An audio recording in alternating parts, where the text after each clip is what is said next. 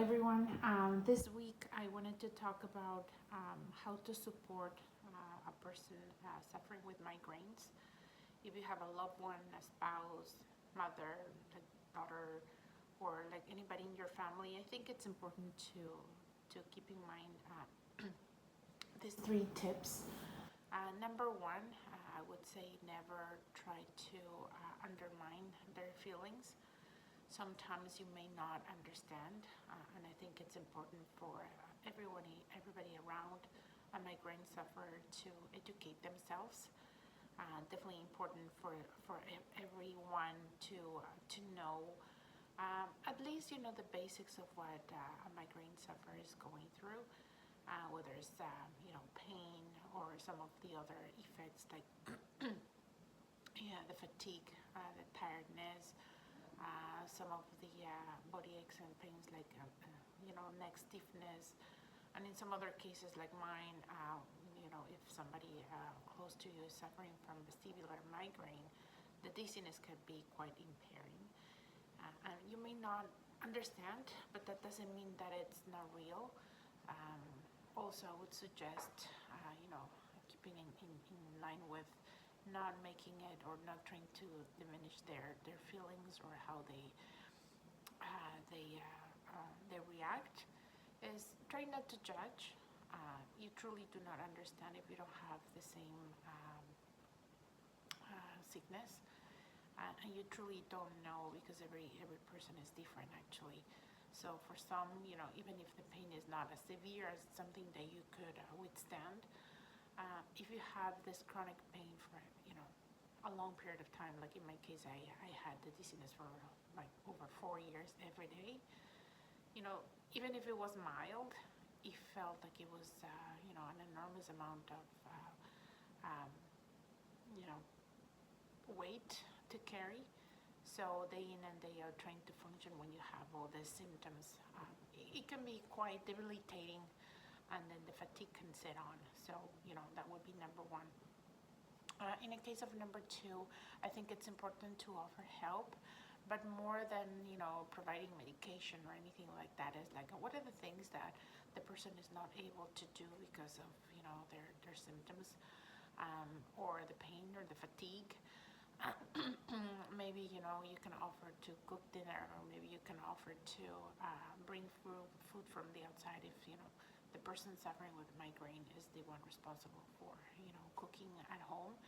Maybe the days of the worst symptoms, you can do that for them, because it's important that they feel the support more than words. And I think just trying to do something that it's more active in a way is better, and then you can relieve them from even the anxiousness of not being able to do the simple tasks or the day to day. In a case of if you manage a team of people, if you're at work, try to be open. Let them work from home, if that's even possible. If they can perform their work from home, that would be something that it could be extremely valuable for somebody that it's not feeling their 100%. So and I think in this area, offering the support really means more than words, as I just said. Trying to do something that is really going to alleviate their concerns, alleviate their if they're feeling anxious, if they're feeling stressed, or they're feeling that they cannot perform a task. So those are kind of the key things to evaluate.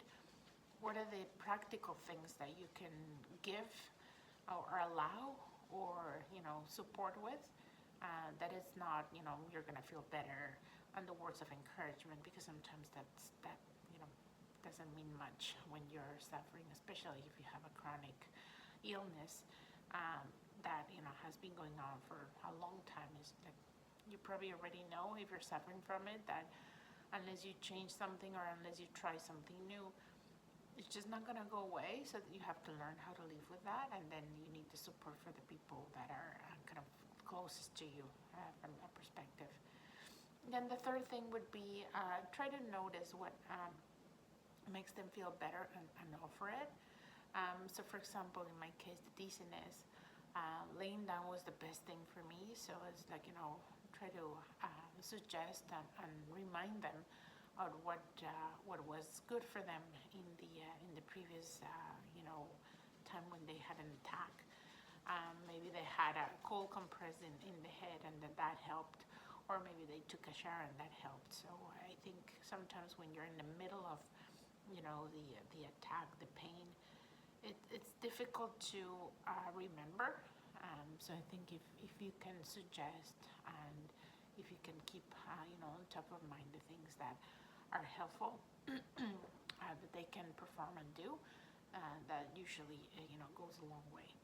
Whether it's having a tea, taking a nap, as I said, taking a shower, just try to keep that in mind. So when the attack comes on, because it's gonna come, then you can at least be prepared with a couple of things that the person may not be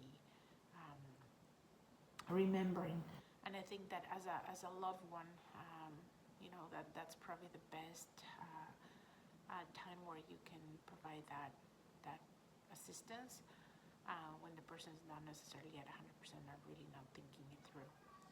And lastly, as a bonus, I would say learn, investigate. If you don't know, ask. Don't ever assume that the person is just okay or will be okay if you don't ask how they're feeling. I think the communication is so important, just so you can understand what they're going through. Sometimes just when you're suffering through whether it's pain or like different type of symptoms, having somebody asking you, how are you feeling, what are you feeling, it can help you